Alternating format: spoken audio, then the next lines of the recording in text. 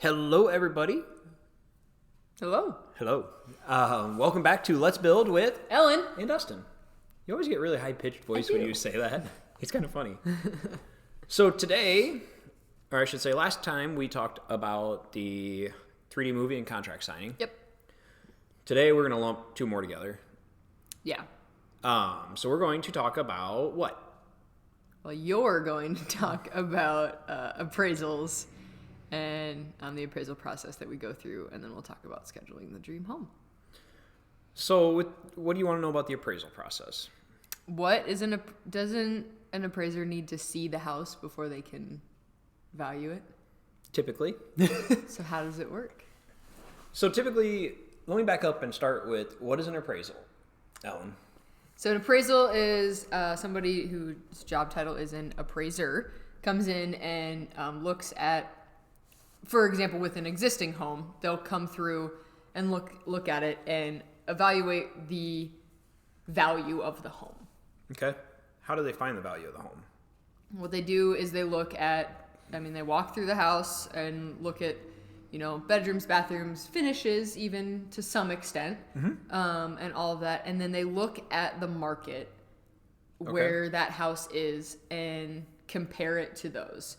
And so if house A has 3 bedrooms and house B has 4, depending on the size of the bedrooms, house B may have a little bit more value and location and all those different things. So what they do is they take that subject house and compare it to things around the area that are similar and look at what they are selling for or value that. They really try finding stuff that's similar to what yes. they're selling for. Yeah. So the big thing is they try to find houses that are similar. They look at the house, the finishes, like what you said. Like somebody might redo their kitchen. Right. Not touching on a sore spot here at all. But they might redo a kitchen, and in the process of that, they decide they want granite countertops in a 1916 house. Yep. I know that's not how old yours was, but pretty close. And in that area, they might be not justify putting in granite countertops. Absolutely. So they might not get the price back. So what I'm trying to say, long story short, people think that, I remodeled my kitchen for $5,000. It's going to add $5,000 to the value. And that's not the case. Okay. So what you're touching on is the remodel I did on my house of a lot of the things I did, I got my money back. Absolutely. And I'm not saying like with your countertops you didn't, because I think your countertops sold your house. Absolutely. My kitchen definitely sold my house. But I had a moment when I was doing my kitchen and stuff and was deciding, what finishes I wanted. And I really wanted hard surface. Yeah. Is what they refer to it as, countertops. Now, I didn't go top of the line. I went the entry level. So they were still somewhat budget friendly, but more expensive than laminate. And in the neighborhood I was in, no one would expect that kind of countertop. Right. If I was in a neighborhood just not that far away, they would expect absolutely solid surface. And so did it add a little bit of value? Probably. But did I get all of what I spent on them back? No, I know I didn't. Yeah. And that's just I think a misconception when people are, now we're going off topic, but we're not. We're still on topic. So we're talking about appraisals. People go in and they buy a house or they remodel a house. And like I said, they spend, say, $10,000 in a bathroom, $30,000 in a kitchen. Easily. $15,000 on another bathroom. Yeah. So let's just say 50 to 60 grand on a remodels. And their house, maybe they bought it for $250. They think, I spent that much money. It should be worth $310. It should be worth $310. But in theory, it's not going to be the case. Like, you might invest that much money, but not every upgrade or every remodel. Yeah, there's definitely things that appraisers look at that will for sure add value. Right. I think one thing is flooring. If flooring is super crappy, an appraiser's going to look at that and go, okay, whoever comes in here next is going to have to. Oh, absolutely. And they're definitely looking at that. And so they're looking at that stuff. And so that's, in my opinion, that's one way that you can add value. Yeah. And stuff. So you might gain more money on that than you'd get a better return. the kitchen, because the thing, like, I've had my house reappraised a couple times. Yeah. and I've dealt with reappraisers or appraisals for houses and stuff, and they come in and they look at your cabinets, they look at your counters, they look at all of it, and they like pull them out and see if they're soft closed because they want to see how much money you invested in them. They're not the cheap of the line, they're not the most expensive. Right. So they know when they are comparing it to another house, they're kind of comparing apples to apples. Right. It's not an apple to an orange. Right. So they look at a lot of that, and that's why they do, want to see the house. Mm-hmm. So your question. Yeah, so that's how an appraiser does. That's what their job is. What their job is. Exactly comparable houses that are sold in the last so long. And the reason that they're doing this is to tell the bank, yes, you can loan this amount of money. The house is worth this much. Yeah, so the bank requires an appraisal. Yeah, the only way to figure out how much a house is worth is to determine how much other houses similar to that are selling for. Right. They can do what is called like replacement cost or actual cash value side of it to see what it would go for that way. But typically, if they pick out 3 or 4 homes near you that have sold in your neighborhood or a couple blocks away or whatever, to get how much your house is selling for, because that way it shows what people want to pay for it. Yeah. So in new construction, I mean, obviously we still need bank's loan approval. Absolutely. Most of the time. Most of the time. We still need that. And so they need to have an appraisal. So how do they do that if the house isn't built? So typically what happens is by this stage in most builders process, they have blueprints. Mm-hmm. They have updated blueprints, like a buildable set of prints. They have a lot of their selections made. Okay. So what we end up doing is we take the blueprints, we take something we talked about last week, 3D movie. Yes. 3D pictures, whatever. We take that. We kind of like lay out all the selections. We don't lay out prices. Right. Once again, cause that's kind of what I was prefacing that on the front side of, But we tell them, they're going to have soft closed drawers. Yeah. They're going to have the main things. Stuff like that. This is the higher end Dura Supreme level. This is what it is. Right. We lay all that out. Mm-hmm. So that way when an appraiser looks at it, they can see exactly what every option is. Mm-hmm. So they can kind of mentally walk through the house. Yeah. And especially then if they have a list and they're watching that 3D movie, they can pause it and be like, okay, I know this isn't the right color, the right cabinets, but this is what the floor plan looks like. This is kind of like a 3D tour of the house. Yeah. That makes sense. Like, oh, this is, okay, looking at the list, it's going to have, Wadena millwork doors or Western doors. Yeah. I kind of know the value or approximate the higher end of that. They're solid core versus the hollow core. Yep. So we're creating that package for some. We call everything a package, it seems like. But we're creating that appraisal package. So it's going to include blueprints, going to include the 3D movie, just everything. Yeah. Pretty much everything that we went through with our clients, the home selection guide and everything, we're just turning that over. Yep. That way the appraiser can just go through it all. We even are probably going to go a step further, that we are real estate agents. We can kind of pull out a few comps. Yeah. In which is a comparable house that is sold in that area. Yep. Especially for new construction. And we can kind of tell them, like, hey, this is the price range that we're thinking it needs to be at, just on construction costs and stuff, and see if it justifies it. Yeah. So we're kind of, I won't say doing all the homework for them. They are going to have to research on their own for comps, because being a real estate agent, that one agent can pull different comparables than the another agent. So, okay, so while that all is happening, I know that that's definitely a process. Mm-hmm. It's going to take time, and we all know with the market right now, appraisals can be backed up. Yeah. And stuff. So while that's happening, what is Mr. and Mrs. Homebuyer? They just sitting at home twiddling their thumbs, or are we doing anything? Some might be, depending on how active they've been. True. Because some of our clients, they are on a shorter time frame to get both, like, husband and wife, or both spouses or both partners together, or the family together, make a decision. True. So we could have went through a lot of the process ahead of time. Like I said, we've already did all of our selections. So we have our countertop, like our kitchen cabinets picked out, the style.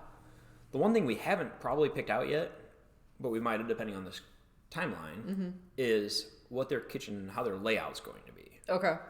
So, there's how many different drawer styles. Right. As far as, like, do you want 3 drawers here? Do you want it over here? Where do you want your dishwasher? All that's still the floor plan kind of can show it and say this is what we suggest, but there's 36-inch cabinets. You can do a door and a drawer. You can do 3 drawers. Right. You could decide, wait, I don't want that. I want, a 48-inch long drawers for pans and stuff. Yeah. So we're probably, during that appraisal process, we're going to go through, and that's only going to take a day to finalize that. But we're also going to know exactly how the kitchen's going to lay out. Okay. We're going to, on the wall saw process, we're going to schedule, a video call, have our group kind of lay out where their kitchen cabinets are going to be. Yeah. So. Cool. Some builders might just decide, well, we're not going to do that until the way in. Make sure your house appraises first. True. So it just kind of depends on who they're building with. Once again, if they can get any of it done ahead of time, I think it's beneficial to be done with it out of the gate. Absolutely. So after the appraiser comes back and says, hey, Mr. and Mrs. Homebuyer, your bank, or the bank comes and says, hey, your appraiser came back and said, you're good to go. Here's the loan. What's happening next? We're scheduling that home. We're scheduling it. Mm-hmm. So that means what? In Wausau terms, what does that mean? That means we are putting in the order and we are saying, all right, here's your set day. Yeah. We're gonna tell you what your set day is, and then from there we're gonna tell you when you're moving. Like, that's when it all gets real in my mind. Yeah. Like, it's all been real, and stuff, but it's then you're gonna know exactly the dates. Yeah. Because our next step is the on-time step, but we're not gonna get there today. But no. But a lot of that is Mr. and Mrs. Homebuyer sitting back and watching. Yeah. Which is, I love that. Oh, absolutely. And stuff. So after we schedule that dream home, that's more the fun part, more the emotional touch points. Absolutely. We've had a couple emotional touch points. Yeah. At the beginning of our process and up to now. But that is really where the next, let's see, it's 5 different touch points. Yeah. 4 of them are really emotional. Right. So that's where that kind of, the emotions really start to set in. And scheduling this dream home or scheduling the set day, then it kind of, a lot of work comes onto the builder. Yeah. That's where we the builder or the homeowner has now kind of passed the baton really over to us, because then it's, our job is from there scheduling all our subcontractors and scheduling everything so that we can hit that move-in date. Absolutely. Because once we give somebody their scheduled dream home, we're telling them kind of the same time, you're going to move in on this date. Yeah. So how's that sound? How's that sound? Let's see, you want to start the process in August. We're going to be moving in January. Yeah. How's that sound? So that's kind of special. Yeah. For a lot of people. And yeah. So tying all this in, appraisal's hard to tie into if somebody's building with another builder. Yeah. How would you tie in the schedule the dream home? Because we know in all the people that we've sat down and talked with, their biggest stressors of building a home is it's never the way they want it. Yep. It's never the price that somebody said it was going to be. Yep. And they're always moving in 3 months later than they thought. Or 6 months later. Yeah. As I've heard. So I think with other builders, the appraisal, with most new construction, that's going to be the same. Yep. Everywhere. It's going to, unless you're paying cash, you're going to have to get an appraisal. Absolutely. So that's, every builder around the world is going to do that. And some of that, the only difference with that would be, and just is depending on the bank. Sure. Some banks, with everything that's happened with the interest rates right now in the world, being under 3%, right, under almost 2.5%. Right. Some banks are extremely backed up by people wanting to refinance and everything, so their appraisers are taking a lot longer. Right. While other banks, and we've kind of seen this in your home when it's sold, some banks are still able to get an appraiser and get a loan closed in 30 days. Right. So I would say on that preference, talk with your local lenders. We partner with a lender that is pretty good about getting appraisals done quickly. Yep. There's some other local ones that are really good about that. So if you are questionable of it, then figure out where your bank's going to be at. Yep. And as far as get a set date, get a move-in date, get a set date. And hold them to it. Yeah, once you hear back from the bank, your builder should be able to tell you when you're going to move in and hold them to it. Yeah. So I think with that, we've covered a lot. Yeah. Firm price. We've talked about the quote price of how we're getting to that firm price. Yep. Everything that we're doing on the back end. The 3D movie, which is an emotional touch point. Yep. As far as you could walk through and see your house. It's optional. We recommend it. Absolutely. Because then it also helps your appraiser Yep. to get your house valued maybe a little bit higher than what they would have without it. Yep. We talked about the contract. Yep. Signing the contract, which goes in hand in hand with the 3D movie. You see your house, now you want to sign the contract and Yeah. get moving. The appraisal, and then schedule your dream home. Yeah. So next time on Let's Build, we are talking about On time. the on time. So we'll go through and high level the on time side of it, and Ellen's eyes are lighting up. She's like, I see party, I see fun, I see excitement. It's going to be a good time. I see tears. Yeah. Happy tears. So That's all we got for today. that's all we got for today. If anybody has any questions, don't hesitate to reach out. Yeah. Shoot us a message. Give us a call. We'll be happy to point you in the right direction and be your trusted Home building advisor. home building advisor. So with that, join us next week on Let's Build with Ellen. and Dustin.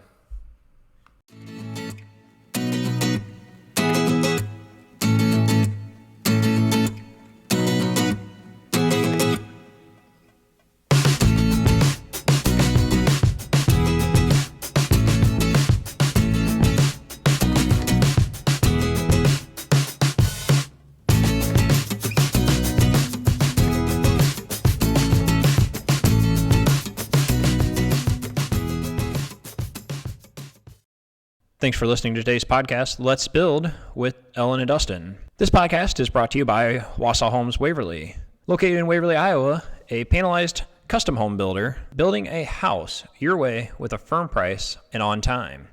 Be sure to check us out online or on Facebook, Wausau Homes Waverly or wausauhomes.com. And be sure to check out our next podcast on your favorite podcast platform, however you found this podcast. Thanks for listening, and we'll catch you on the next podcast.